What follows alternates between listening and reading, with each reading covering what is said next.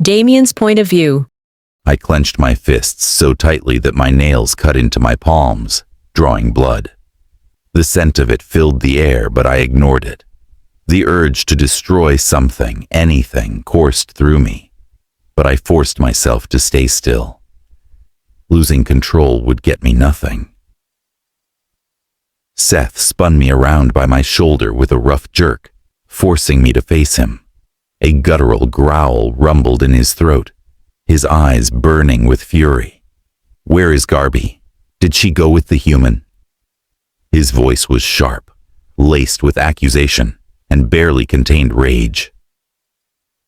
A snarl erupted from Ralph before I could even respond. "She fucking has a name," he snapped, stepping toward Seth, his wolf flickering beneath his skin. Seth didn't even glance at him. His glare stayed fixed on me as he spat. To fucking hell I care about that. His chest heaved with frustration as he ran a hand through his hair, before stabbing a finger in my direction.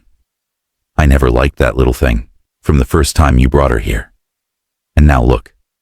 She took my daughter." Ralph bared his teeth, a low, dangerous growl escaping him. "Watch how you speak about my mate."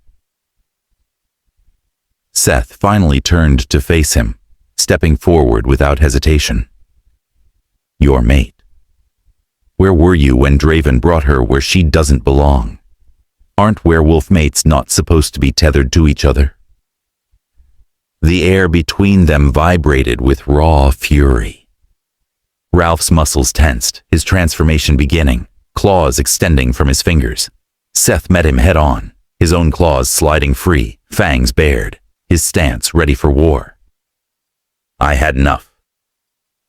A deep, thunderous growl ripped from my chest, shaking the walls. A surge of magic flooded the room, crackling in the air like a brewing storm. The sheer force of it sent a shockwave through the space, forcing both of them apart. "Get it together," I commanded, my voice slicing through the hostility like a blade. Power radiated off me in waves, suffocating the air between us. Now is not the time for this shit. I turned to Seth, my gaze locked onto him with unyielding authority. "I will find your daughter and bring her back, but you will not disrespect Kila in my presence again. Do you understand me?" My voice was cold and final, leaving no room for argument. Seth clenched his jaw, but he said nothing. The room remained charged, the fight not forgotten, but contained, for now. I turned toward James, expecting to find him where he had been standing moments ago, but he was already gone. My eyes narrowed, knowing he had likely gone downstairs. Without hesitation, I moved to follow, but before I could take a step, Seth grabbed my arm, stopping me in my tracks. "How the hell are you going to find her?" he demanded, his voice thick with frustration. "Do you even know where your human girl took her?" I turned to him, my expression hard as ice. "I told you, I will bring your daughter back. And yes, I know exactly where she went. She went to the human side." Seth's eyes widened with disbelief.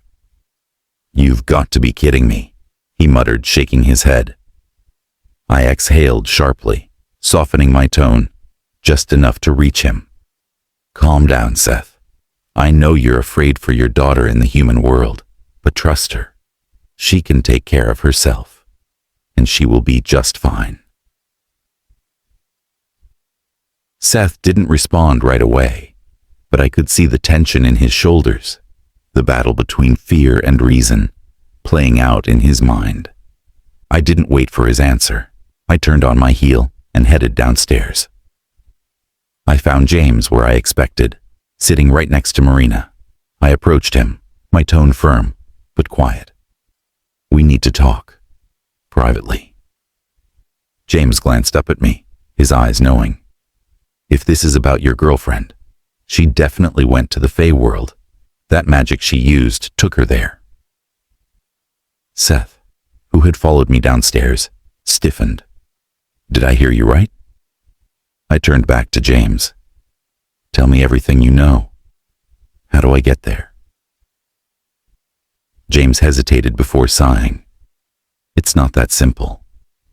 The Fey world doesn't just let outsiders walk in.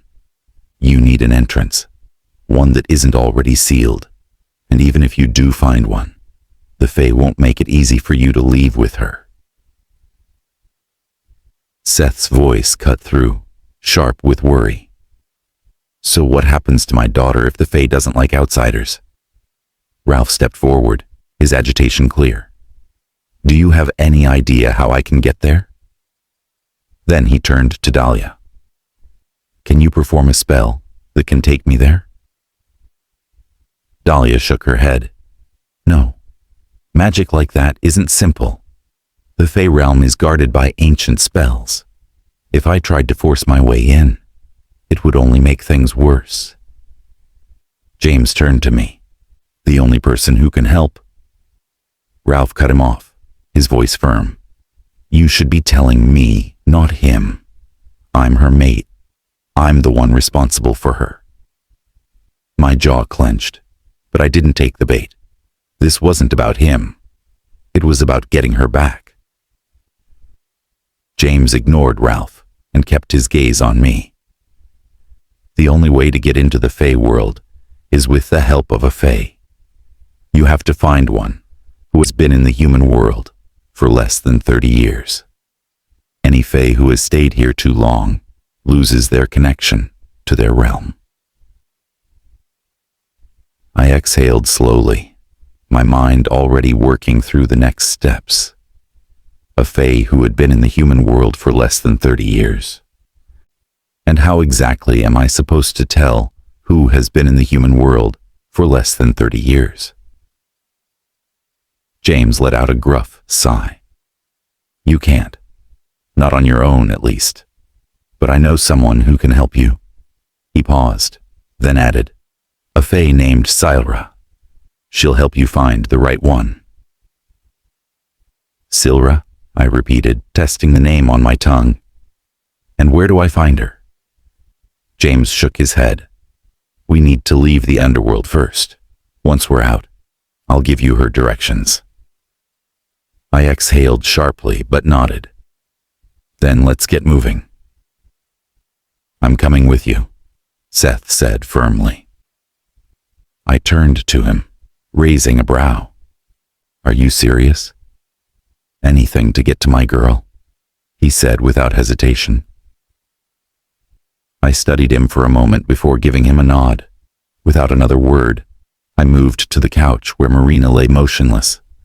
I bent down and lifted her into my arms. Her breathing was slow and shallow, and her body was stiff, like she was frozen from the inside. Riven, I spat through gritted teeth. That bastard. He didn't just bite her. He had drained more than her blood. Riven had a rare and dangerous ability. His bite could steal magic. He had sucked the power right out of Marina, leaving her weak and empty. She wasn't just hurt. She had lost everything that made her strong. I clenched my jaw, my grip tightening around her. Thank God it wasn't Kila he had gotten his hand on. Once outside, I placed Marina carefully onto one of the horses before turning to the others. As you can see, we only have 2 horses. Ralph scoffed. I'll take one with Dahlia. The rest of you can use the wind. I ignored his arrogance and turned to Seth. Take James to the dark tunnel. We'll meet you there. Seth gave a firm nod before, without warning, scooping James into his arms. Before James could protest, Seth disappeared into the air, vanishing with the wind. Without wasting another second, I hopped onto the horse, securing Marina in front of me. Ralph followed, guiding his horse with Dahlia behind him. The ride to the dark tunnel felt endless, every second stretching unbearably. My grip on the reins was tight, my muscles tense with frustration. When we finally reached the entrance, I spotted Seth and James waiting just outside. I swung off the horse, my feet hitting the ground hard. Ralph and Dahlia dismounted beside me, but I didn't waste time looking back. My focus was on the portal, the only thing standing between me and reaching Kila. James stepped forward, his hands raised. The air crackled with energy as the portal Seth had already opened pulsed, swirling with shifting colors. "Go," I commanded, gesturing for them to move forward. Ralph and Dahlia stepped through first. I adjusted Marina in my arms, making sure she was a bit stable before guiding her through. The second she disappeared into the swirling mass, my chest tightened. My gut told me I was running out of time. Kila was already there, in a world she didn't know, surrounded by creatures she didn't understand. I clenched my jaw and stepped through. The shift was instant, cold, suffocating, like being dragged through freezing water. Then, with a breath-stealing force, I was through. The air was cool, and the smell of wet earth filled my lungs. We were back in the human world. Without hesitation, we grabbed the cars. I slid into the driver's seat, Seth beside me and James in the back with Marina. I turned over to James.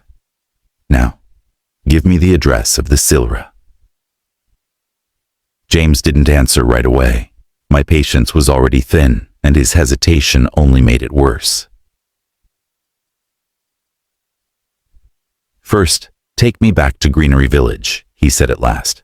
"Then I'll tell you." I sucked in a sharp breath, my fingers pinching the bridge of my nose. He had to be joking. Every second wasted was a second Kila was alone, unprotected. I knew she was Fae. I knew she had gone to the Fae world, but that didn't stop the gnawing worry ripping through me. She had just found out what she was. She knew nothing about their world, about their laws, about the dangers that lurked there. And the thought of her getting hurt put me on edge in a way I couldn't explain. My jaw tightened as I forced out the words, "Fine, but you better not waste my damn time." Because if anything happened to Kila, I wouldn't stop. I would tear through their world piece by piece until I got her back.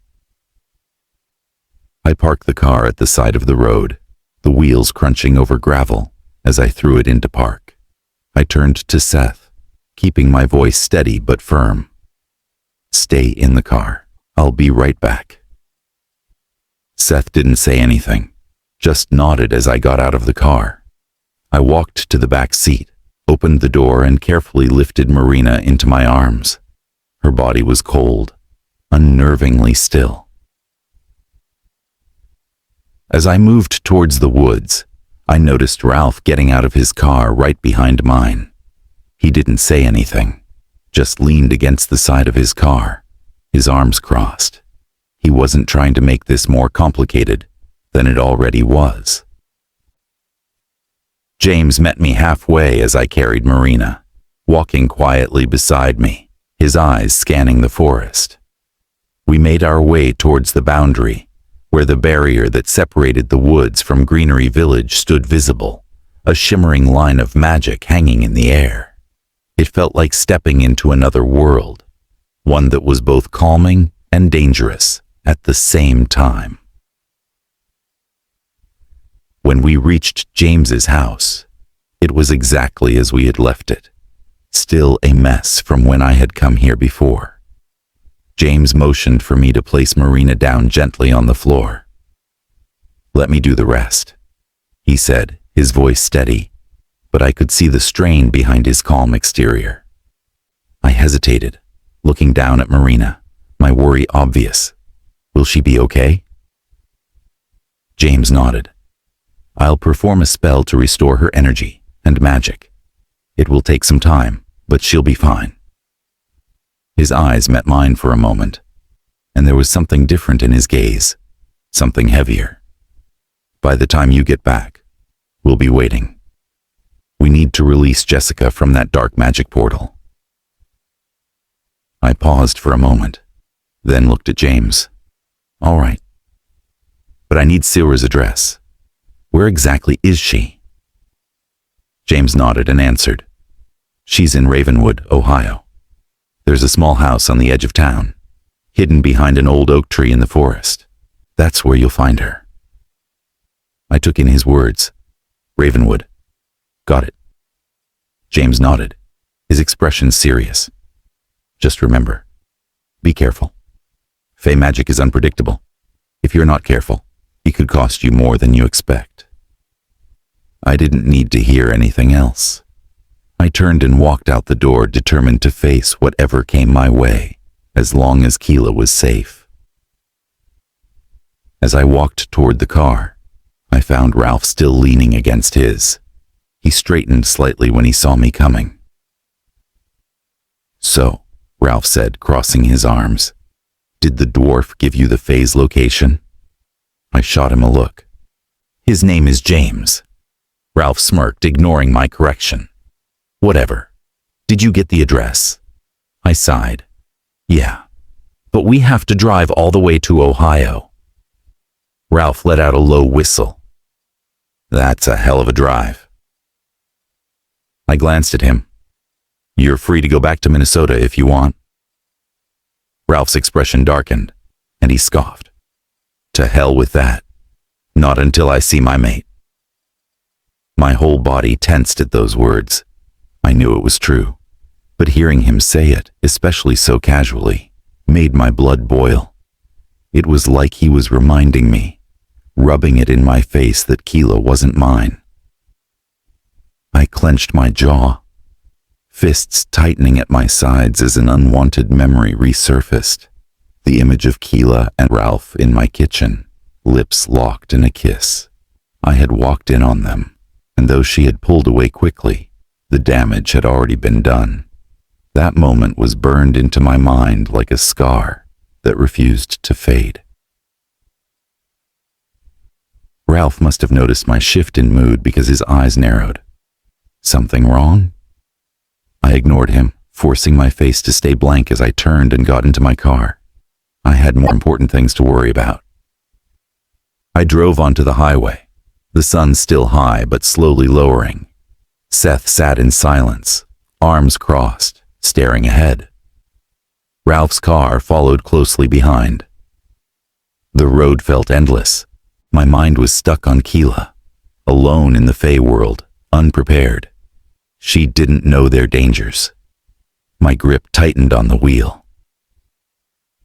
I pulled into the gas station, bringing the car to a smooth stop. Ralph's car followed, parking beside us.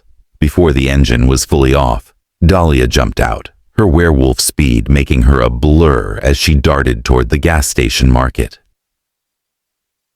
Ralph leaned against his car, stretching his arms. Seth stepped out, rolling his shoulders. You want to switch drivers? He asked. I'm fine, I muttered, grabbing the gas pump. As the tank filled, Ralph walked over, eyes flicking between me and Seth. You two are way too quiet. Makes the trip boring. Seth didn't respond. I finished fueling, twisting the cap shut. Dahlia reappeared just as fast as she left, carrying a bag of snacks. She tossed a bottle of water at Ralph, then glanced at me. Want anything? I shook my head, already sliding back into the car. Seth followed without a word. Once Ralph and Dahlia were back in their car, I pulled onto the road again. Ohio, drawing closer with every mile. After driving for over 13 hours, we finally arrived in Ohio, just after 4:26 a.m. The town was quiet, with only a few cars parked along the streets. The air was chilly, and everything felt still. It was a stark contrast to the tension we carried with us. I parked the car along the curb, staring at the place James had given me. It was an old, rundown house, on the edge of town. Nothing impressive about it. Dark windows and overgrown plants surrounding the yard. Ralph stepped out of his car, glancing at the house with a disappointed look. "This is it, huh?" I glanced at Seth, but he didn't say anything. He had been quiet since we left the gas station, his expression unreadable. His eyes scanned the area, always alert. I gave a quiet exhale, feeling the weight of the situation. "Let's go." I unbuckled my seatbelt, stepping out of the car. The cold air hit me, but it didn't shake off the tension. We all gathered near the house, walking cautiously. Just as we were about to approach the door, Dahlia stopped us. Her hand gently touched my arm, and she said, "It's very late to knock on someone's door at this hour. Don't you think it'll be better if we waited until sunrise?" Ralph and I spoke at the same time. "No, thank you." We exchanged a quick, silent look. Neither of us liked being near each other. Ralph and I had never been friendly, especially with everything that had happened. But right now, we were both on the same page. This was more important than our differences. We had to find Kila, and we couldn't waste any more time. Dahlia gave a small sigh but didn't argue. It was clear that we had made up our minds. Without wasting another second, I stepped up to the door and knocked firmly. The sound echoed in the quiet night. A few moments passed, and there was no answer. I knocked again, harder this time. Ralph let out an impatient growl. "If no one answers, we're breaking in." Before I could tell him to shut up, footsteps sounded from inside. The door swung open, and I barely had a second to take in the woman before a shotgun was pointed straight at us. She was a black woman, maybe in her early 50s, with sharp cheekbones and dark, piercing eyes. Her graying dreadlocks were pulled back, and she wore a deep red robe. But all that mattered right now was the weapon in her hands. "What the hell are you doing at my doorstep?" she demanded, voice hard as steel.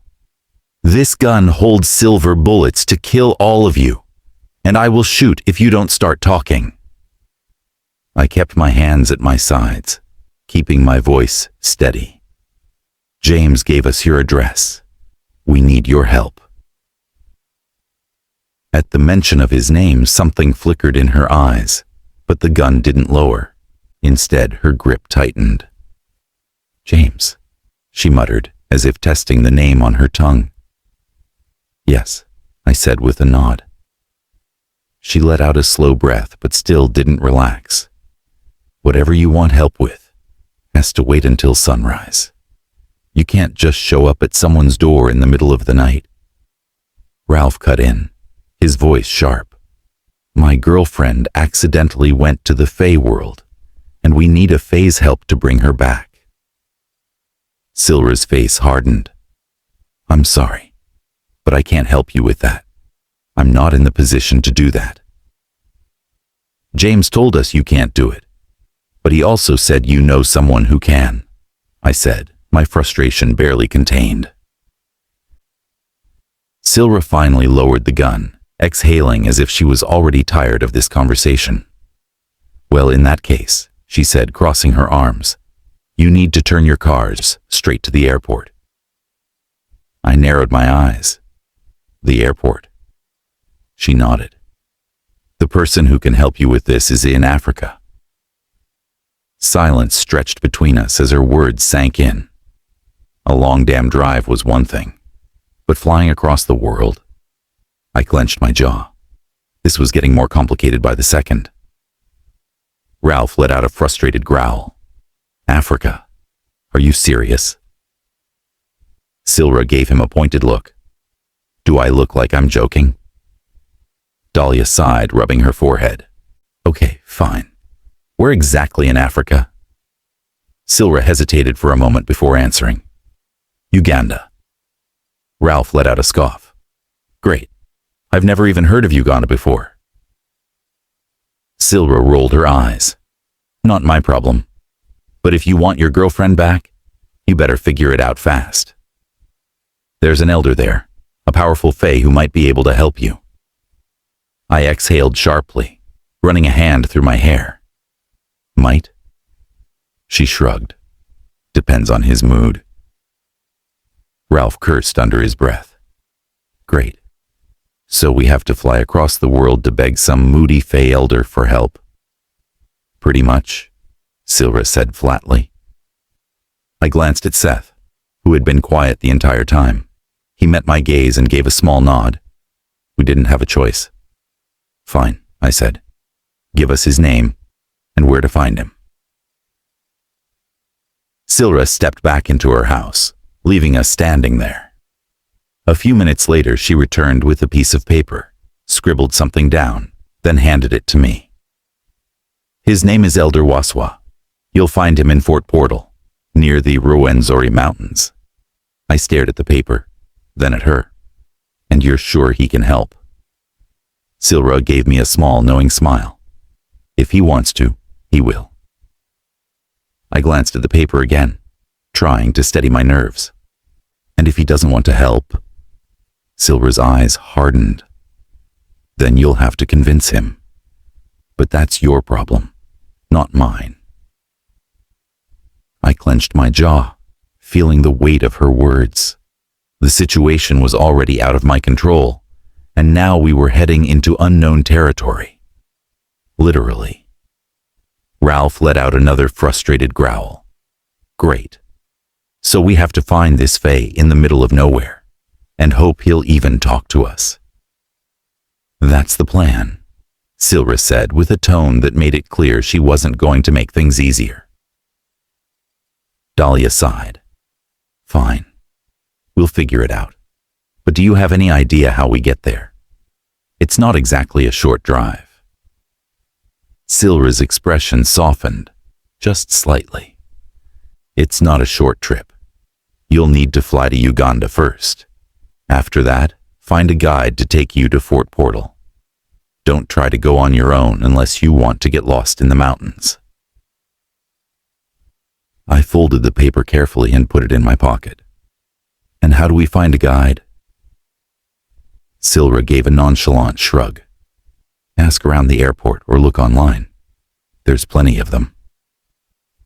Ralph shook his head, clearly unimpressed. Uganda, tour guides, fae elders. This is a damn mess. I exhaled sharply, my patience starting to run thin. Let's just go. We don't have time to waste. Silra watched us for a moment longer, her eyes sharp. Remember, I did my part. What happens next is on you. With that, she stepped back into her house, and the door clicked shut behind her. Ralph muttered a curse under his breath as he started toward the car, but I could tell he wasn't as angry as he was just exhausted. Let's go, I said, heading for the car. We have a long journey ahead. As we reached the cars, Dahlia stepped in front of us, holding up a hand to stop us. Hold on, she said, her tone steady. Since this whole thing is sudden and unexpected, I bet you all have your passports with you, right? She turned to Ralph, her gaze unwavering. Alpha, I'll call Jay and have him bring both our passports to the airport. It will save us time. Ralph nodded, clearly distracted, but grateful for the help. Dahlia then shifted her attention to me. And Damien, she continued, same goes for you. Make a call to someone for both your passports. I'll look into the Ugandan visas and sort out what needs to be done. That's a good idea, I said, nodding. Do that, and let us know what we need to know. With that, she turned on her heel, heading towards their car.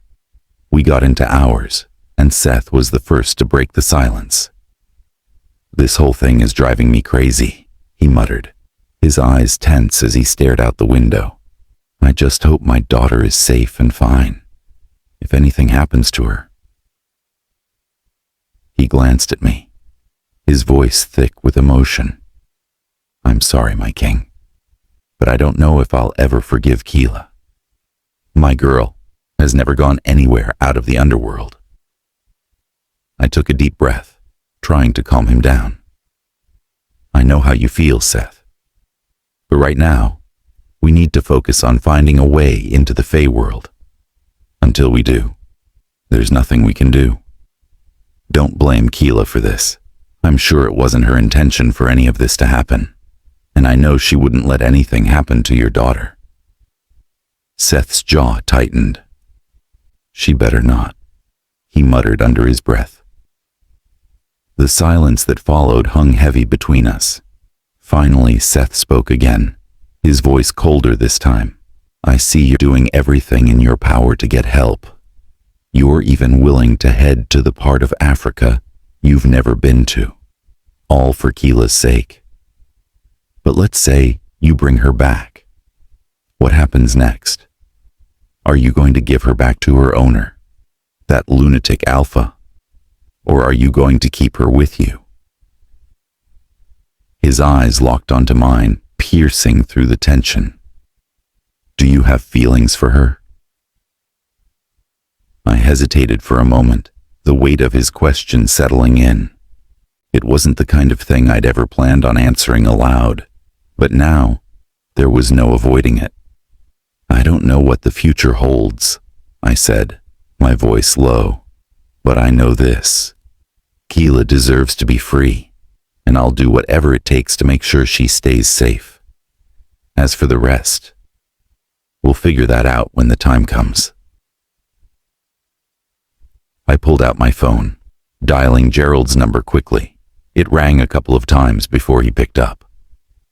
Gerald, I said as soon as he answered, I need you to get me my passport to the airport as soon as possible.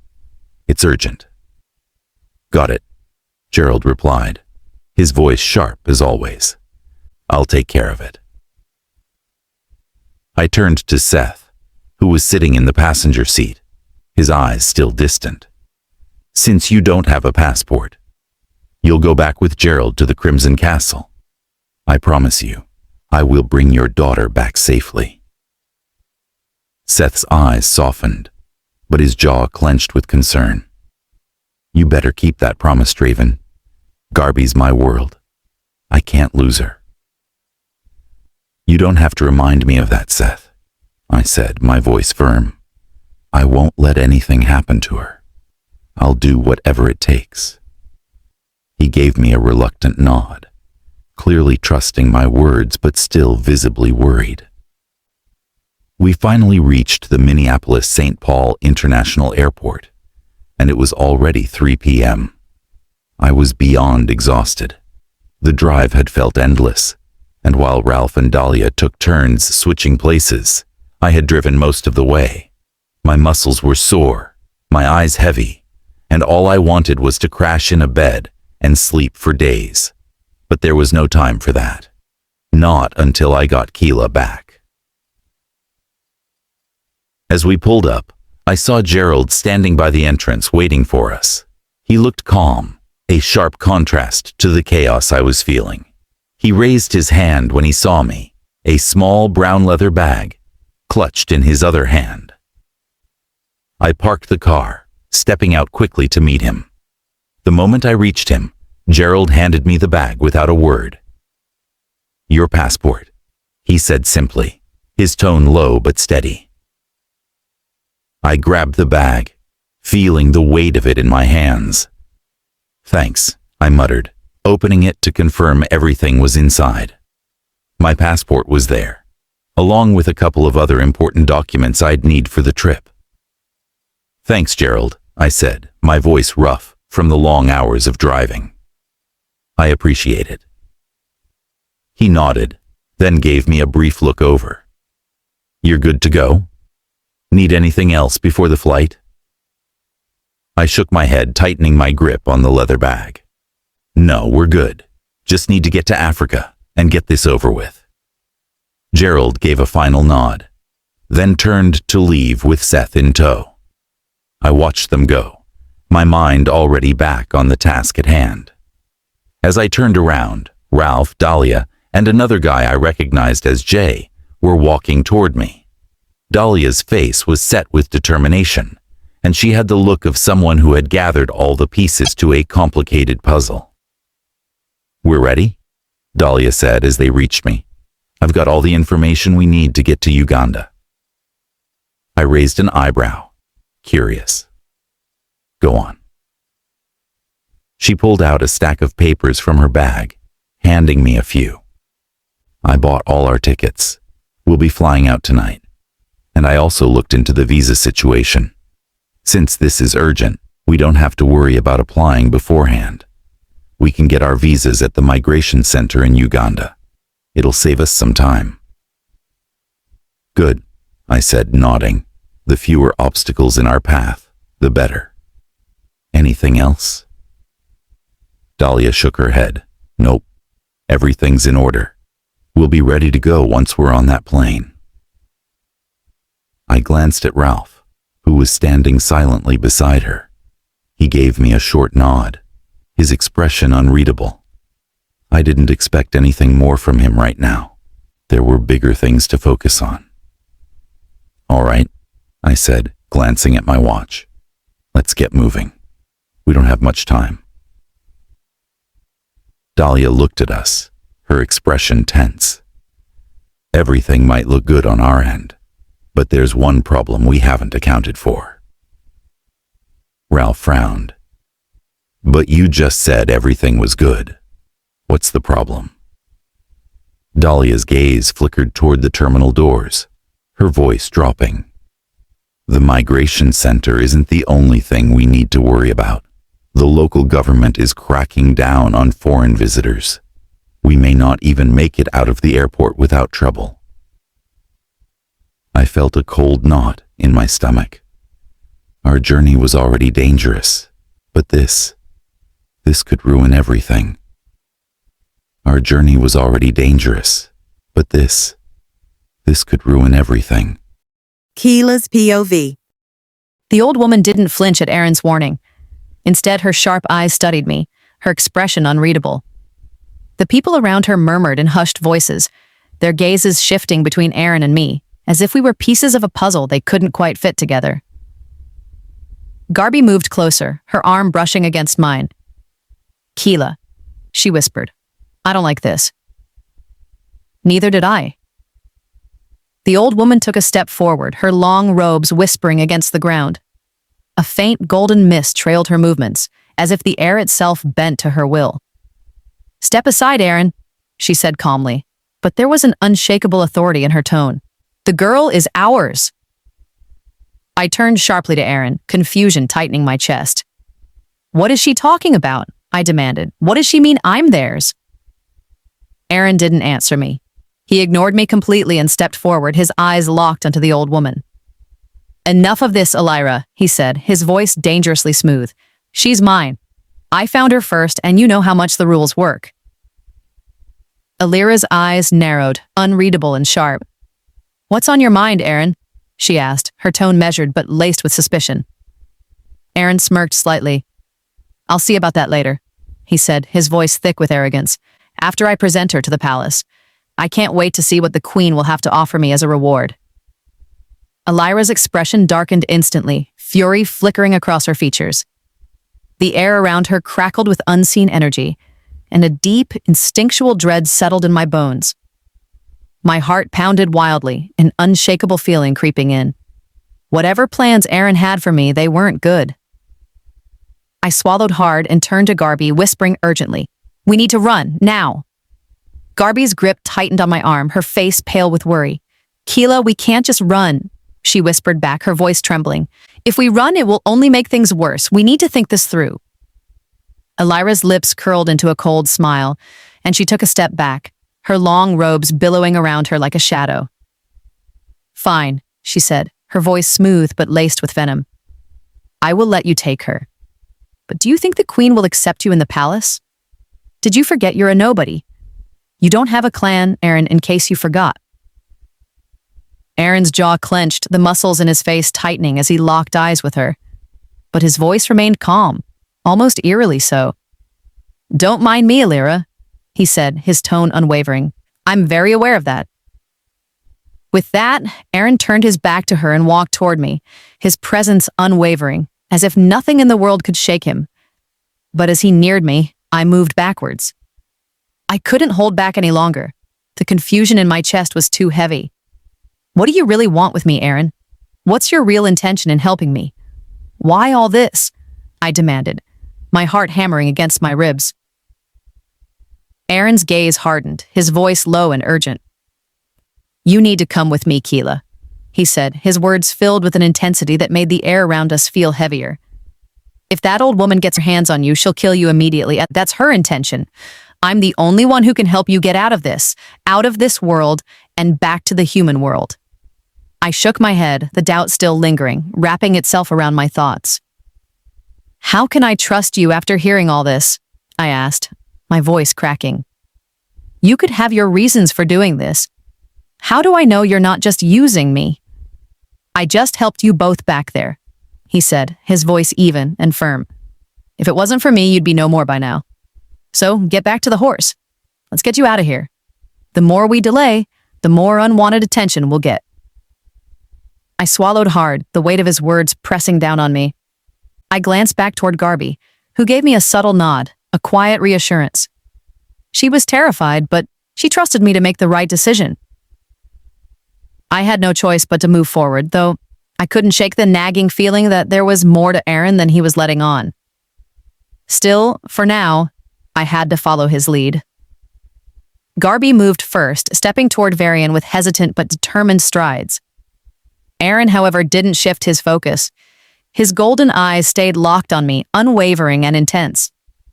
You get on first, he said firmly, his voice leaving no room for argument. I hesitated. A part of me wanted to argue, to let Garby sit first since she looked more into him than me, but there was something in his gaze, an urgency, a silent plea, that made my stomach tighten. I bit my lip, glancing back at Elira and her people. Their eyes burned into me, unreadable yet heavy with unspoken intentions. The moment stretched, thick with tension. Taking a deep breath, I placed my foot in the stirrup and pulled myself onto Varian. My heart pounded in my chest as I settled into the saddle. Garby quickly followed, pressing close behind me, her arms wrapping around my waist. Elira's people slowly stepped aside, parting like a sea of silent shadows. But as we moved past them, Elira's gaze found Aaron again. The look she gave him was sharp and chilling, like a blade cutting through the air. A shiver crawled down my spine. There was a warning in her expression, one that spoke of danger yet to come. Aaron didn't flinch. Without another word, he grabbed the reins and urged Varian forward, leading us away from the gathering. As we rode through the breathtaking world of the Fae, my eyes darted around, taking in the beauty that surrounded us. I turned my head slightly, speaking over the wind. Where are you taking us? Aaron didn't glance back, his posture firm as he guided the horse. Somewhere you've been expected for a long time, he answered. Somewhere you'll be welcomed. His words sent another wave of confusion through me. What do you mean by that? I pressed, my voice laced with unease. You'll find out soon, he said, his tone unreadable. The journey stretched on, the mesmerizing scenery shifting around us like a dream. Time felt strange in this place, uncertain and fluid. It could have been minutes or hours before something in the distance caught my eye. A high-pointed tower gleamed under the ethereal sky, rising proudly like a beacon of light. The structure shimmered, as if woven from pure magic, its walls glowing with an otherworldly radiance. My breath caught in my throat. What is that place? I asked, awe and apprehension intertwining in my voice. Aaron finally glanced back at me, his eyes holding a glint of something unreadable. That's the palace, he said. That's where we're heading. As we approached the towering gates of the palace, the sight before me was even more overwhelming. The gates were made of dark, dazzling metal, stamped with ancient symbols that pulsed faintly with energy. Standing before them were guards, tall, imposing figures clad in shimmering silver armor that seemed to be forged from starlight itself. Their faces were hidden behind expressionless masks, and their sharp, glowing blue eyes were the only visible features. glowing like embers in the dim light. The moment we reached them, one of the guards stepped forward, his voice sharp and commanding. "Aaron Westwood, you are not supposed to be here," he said coldly. "You should leave at once." Aaron tensed but didn't back down. He opened his mouth to respond, but before he could say a word, a deep, echoing chime rang through the air. The sound sent a strange vibration through my body, making my skin tingle. The guards immediately reacted, startled before they swiftly fell to one knee, their heads bowed in reverence. Aaron hesitated for only a fraction of a second before he dismounted, his movements fluid and respectful, and then helped me down. As soon as my feet touched the ground, he knelt as well. The enormous gates groaned as they slowly swung open. A figure stepped forward and my breath caught in my throat. She was the most beautiful woman I had ever seen. She was dressed up in flowing robes of deep sapphire, embroidered with delicate golden threads that shimmered like captured sunlight. A magnificent crown rested upon her head, its jewels glinting with an ethereal glow. Her long, raven gray hair cascaded down her back like a waterfall of silk, and her green eyes, piercing yet filled with something almost fragile, locked onto me with a look of utter shock. She was the Fae Queen. As she moved closer, her gaze never wavered from me. Her lips parted slightly, then she lifted a hand to her mouth, her fingers trembling. It was as if she couldn't believe what she was seeing. Silence stretched between us, thick with unspoken emotions. The guards remained frozen in place, heads still bowed as if awaiting her command. Then, in a voice barely above a whisper, she spoke. "It cannot be!" Her eyes shimmered, a storm of emotions swirling within them, disbelief, hope, and something else I couldn't quite place. She stepped even closer, her breath catching as she reached a trembling hand toward me, as if afraid I would disappear if she touched me. She hesitated for a heartbeat, then gently cupped my face in her hands, her touch feather-light, as though confirming I was real. "You look just like her," she murmured almost to herself. Confusion swirled inside me. "Like who?" I asked, my voice barely above a whisper. The Queen inhaled sharply, her hands falling away. Her gaze flickered between me and Garby before settling back on me with an intensity that made my pulse race. "Come inside," she said firmly, but I hesitated. The Queen lifted her hand toward me, but my mind was racing with too many questions to focus. Why the hell was she so interested in me? Why did she look at me like I was something she had been searching for? Before I could step back, her fingers found mine, warm and soft yet strangely powerful. She intertwined our hands, her grip firm but not forceful. The moment our skin touched, the world around me blurred. A vision slammed into my mind. A young woman stood in the middle of a dark forest, her back turned as she hesitated. Moonlight spilt between the trees, casting long shadows on the ground. Behind her, a baby cried, its wails piercing, desperate. The woman's shoulders trembled, but then she ran. She ran, leaving the baby behind. Cold dread gripped me as I saw the tiny bundle lying on the forest floor, wrapped in white baby clothes. The baby flailed, its cries growing hoarse, but the woman never looked back. The vision snapped away as fast as it had come, leaving me breathless. Gasping, I ripped my hand from the Queen's grasp, stumbling back as a shocked curse escaped my lips. "What the fuck?" My voice trembled with disbelief. The Queen's eyes were wide, her expression stunned. She pressed a hand to her chest, her breath unsteady. "Oh, good lords," she whispered. Then, louder, filled with certainty, filled with something like awe. "She's truly my granddaughter." Ralph's POV. The moment we stepped onto the plane, I felt the weight of exhaustion settles deep into my bones. We had been running on pure adrenaline for hours, but now, with nothing to do but sit through the long flight, fatigue hit me like a freight train. I slid into my seat, adjusting my position until I was comfortable enough. Dahlia took the seat next to me, scrolling through her phone with a look of deep concentration. Across the aisle, Damien leaned back, his eyes closed, arms crossed over his chest. He was pretending to sleep, but I knew better. His mind was working through 1,000 scenarios, trying to figure out the next move, and next to him was Jay. As the plane taxied down the runway, I turned to Dahlia. So any updates on this whole government crackdown thing? Are we walking into a trap the moment we land? She sighed. Not exactly a trap, but Uganda has been tightening its security on foreigners. There's been a lot of strict screenings lately. If we don't have all our papers in order, they might send us back before we even step outside the airport. I frowned. You said we could get visas on arrival. What's the problem? That's still true, she said, lowering her voice.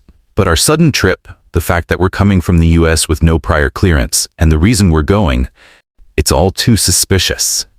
If they decide to dig too deep, things could get complicated. I clenched my jaw, frustration bubbling beneath the surface. So, what? We just hope for the best?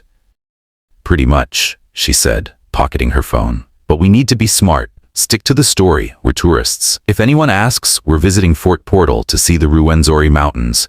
No mention of magic, fae, or anything that could make us look stupid or else get us locked up. I let out a deep breath and nodded. Fine, tourists. The plane ascended higher into the sky, the hum of the engines filling the silence between us.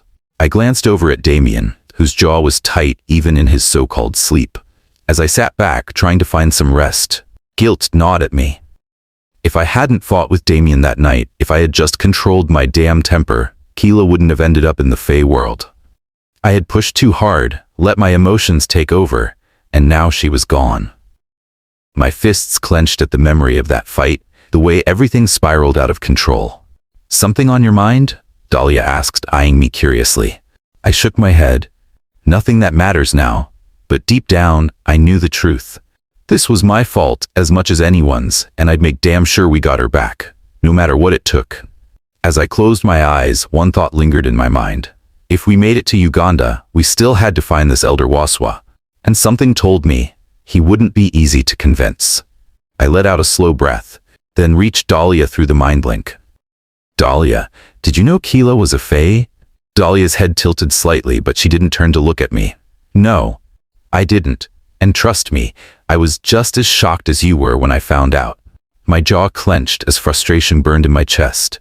I opened my eyes and locked them onto Damien, unable to hold back the bitterness in my voice. And yet, out of all the people who knew Kila, it pisses me off that he was the first to find out before me. My voice was sharp, filled with resentment. For all the time I've spent with her, how did I not see it? How did I not realize she wasn't human? You still wouldn't have figured it out, Dahlia said. Not until it was time. I narrowed my eyes. What the hell is that supposed to mean? Fae don't just go around flashing their magic, Alpha. The stronger they are, the better they can hide. Kila probably didn't even know what she was at first. Or if she did, she had good reasons to keep it secret. I gritted my teeth, forcing myself to breathe.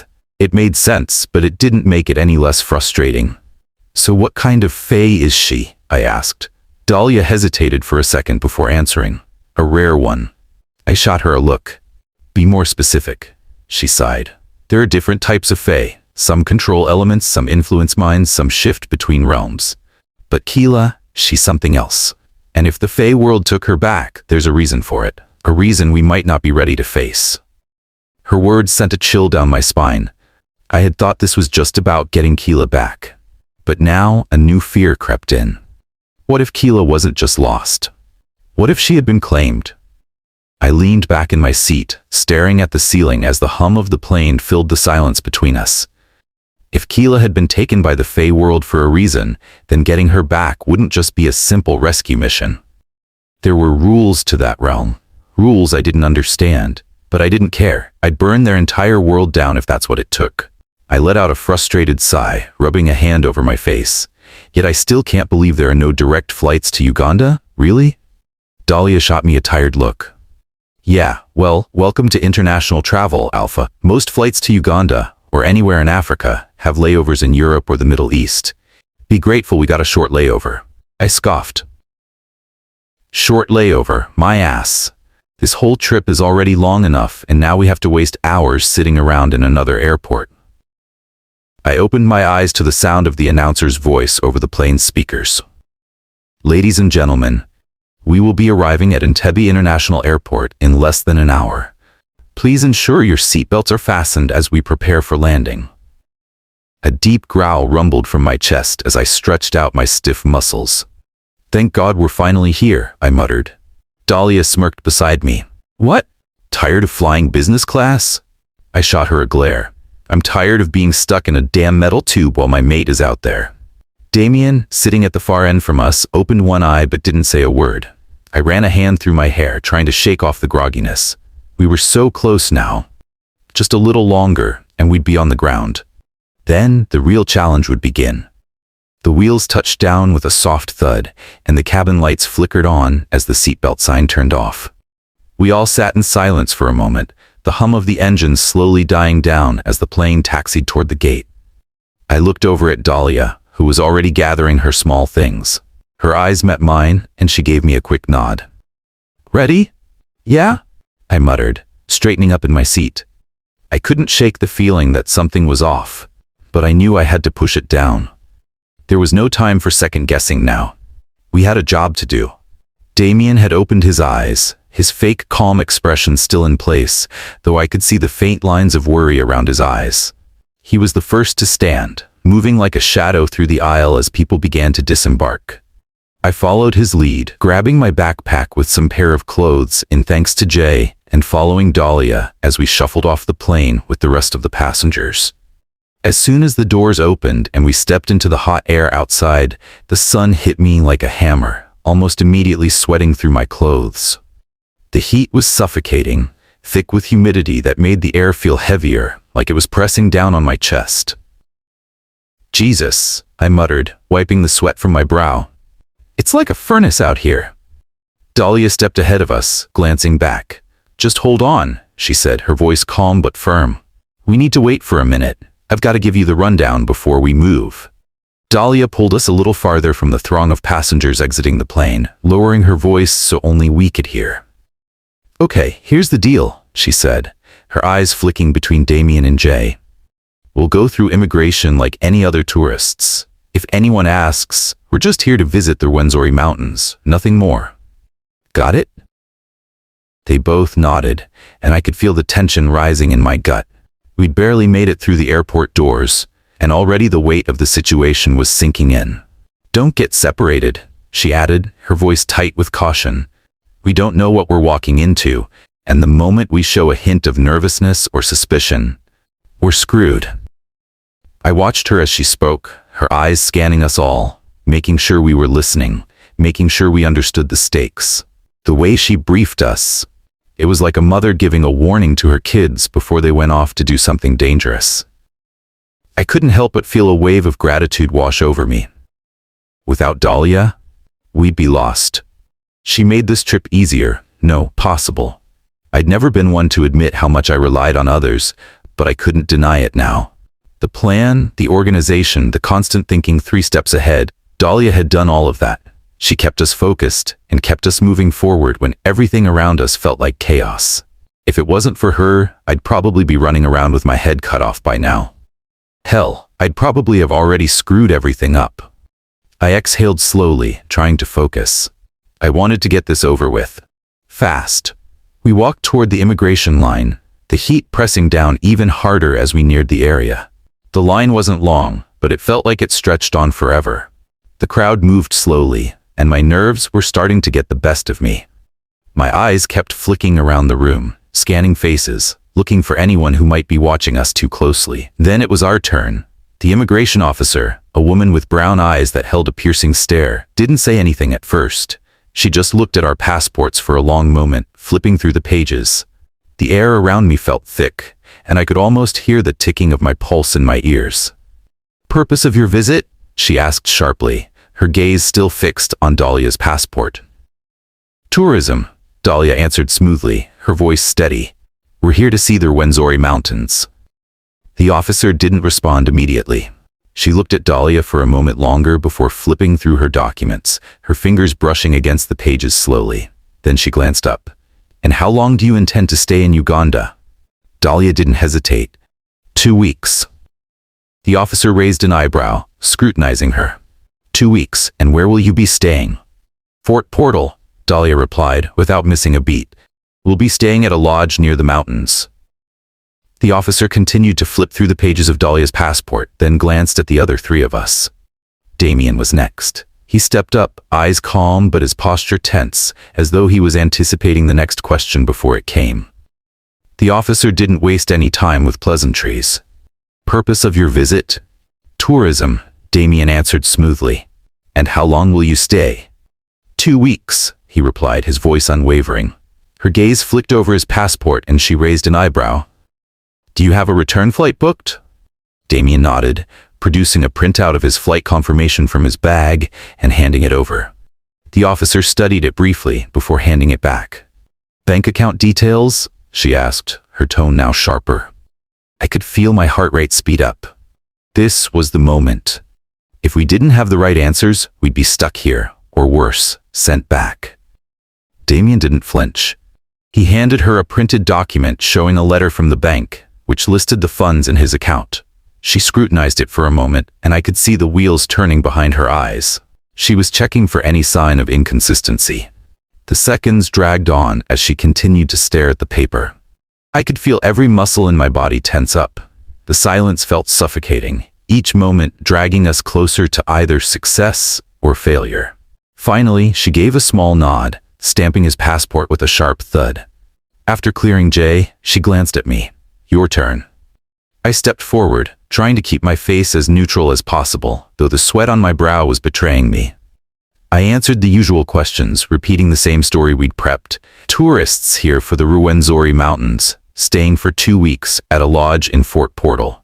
I handed over the documents, the flight details, and the bank statements. My palms were slick with sweat as I watched the officer scrutinize them. She asked the same questions, digging deeper into the details. Where did you come from? Why are you visiting Uganda specifically? But I stayed calm, kept my answers steady, and hoped I didn't look too nervous. It wasn't the fear of being denied entry and sent back to the US that unsettled me. It was the thought of being turned away and losing my chance to reach my mate, the one I could only find with the help of that elder Waswa in Uganda.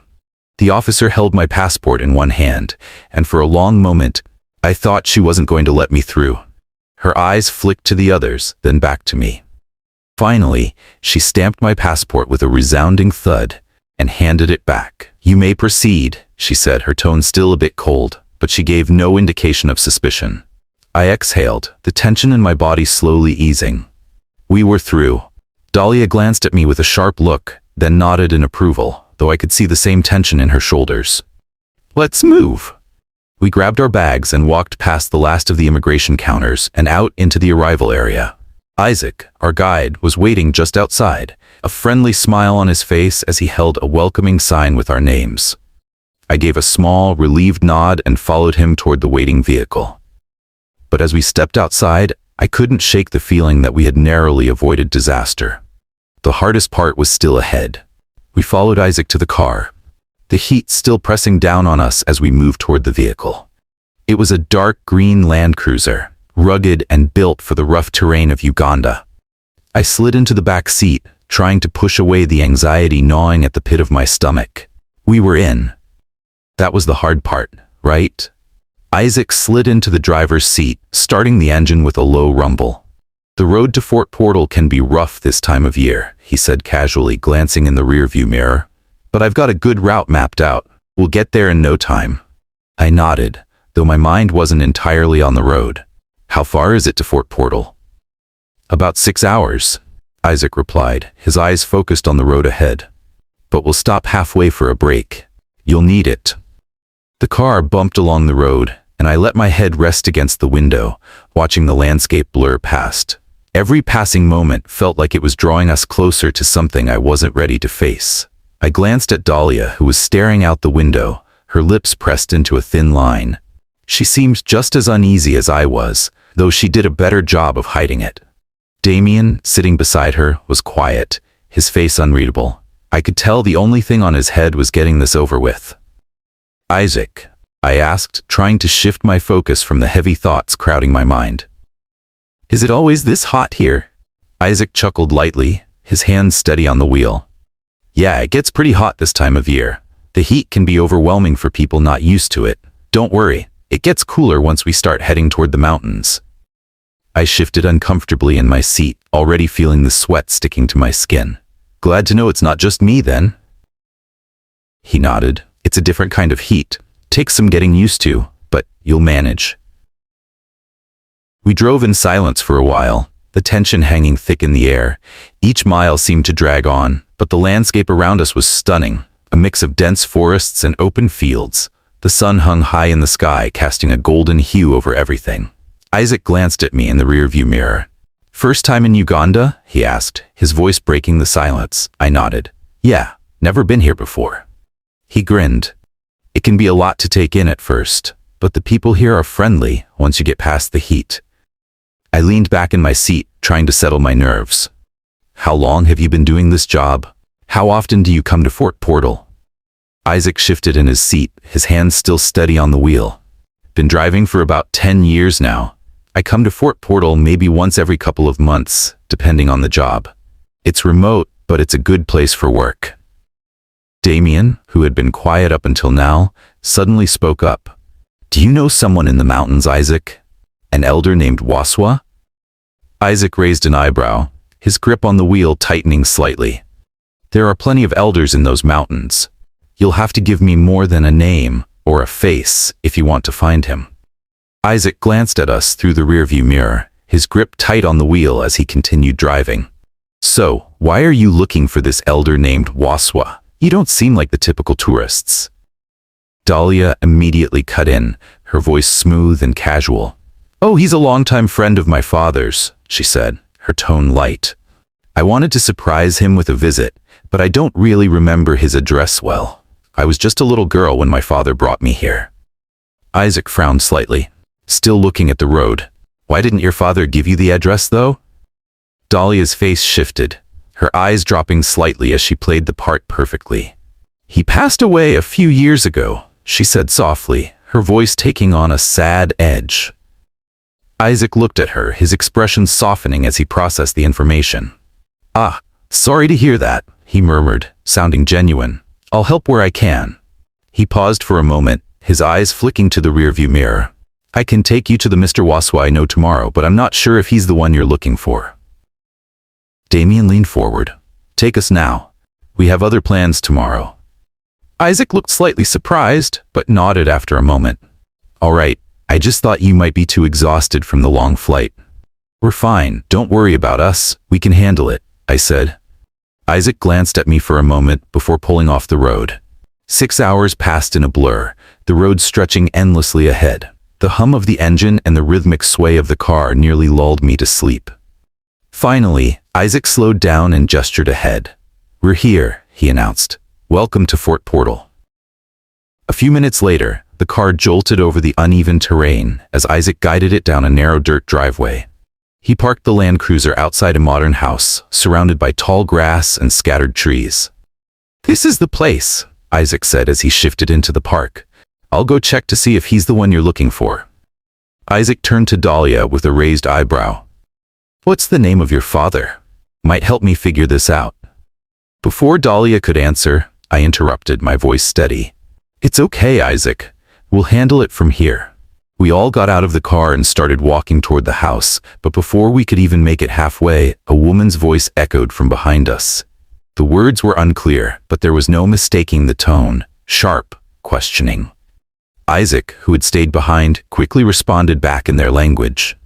I turned as well as others, and my breath caught in my chest. Standing just beside Isaac was a woman with long, dark braided hair and a slender frame. Her face was turned toward us, and despite the distance and the darkness, there was something about her that made me freeze. She looked exactly like Kila. The same eyes, the same delicate features. It was impossible not to see the resemblance.